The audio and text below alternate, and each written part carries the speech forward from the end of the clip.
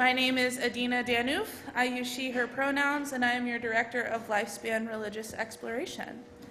And as we've already heard this morning, our theme for this month is vulnerability. And we've said that vulnerability can be when you are open or able to be hurt. And there are a lot of times and ways that we can be hurt. And over the course of the month, we'll talk about how that feels and ways to do that with openness sometimes. So today, I want to share an ancient wisdom story about vulnerability.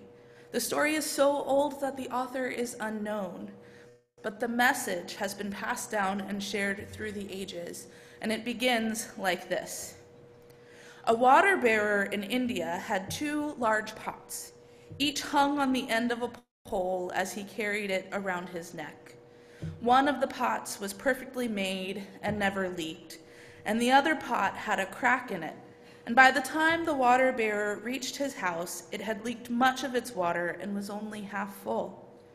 So a full 2 years went by, and this happened daily, with the bearer delivering only 1.5 pots of water to his house.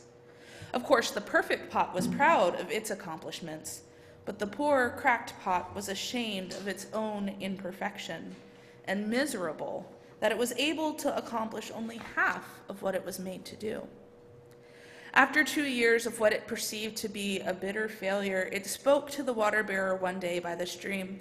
"I am ashamed of myself, and I want to apologize to you." "Why?" asked the bearer.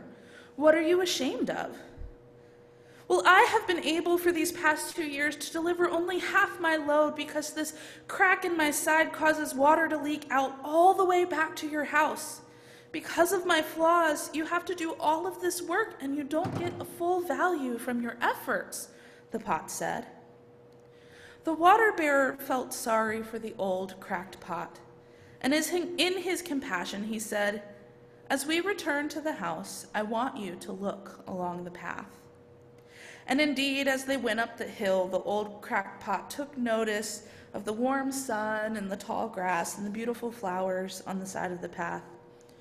This cheered the pot some, but at the end of the trail it still felt bad because it has leaked out half of its load.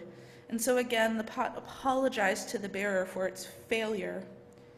The bearer said to the pot, "Did you notice that there were flowers on only one side of the path? Did you notice that the flowers were only on the side that you are coming back from the water, but not on the other pot's side? That's because I've always known about your flaw, and I took advantage of it. I planted flower seeds on your side of the path, and every day while we walk back from the stream, you have watered them. For 2 years, I have been able to pick these beautiful flowers to decorate my table. Without you being just the way you are, we would not have had this beauty grace our house." And the pot felt appreciated and loved. Each of us has our own unique flaws. We have vulnerabilities that make us who we are, but also open us to hurt. Some might say we're a room full of cracked pots.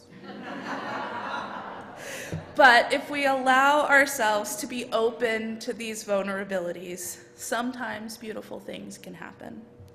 So my challenge to you for this week is to find one way that being vulnerable actually brings beauty to your life. And we're going to have to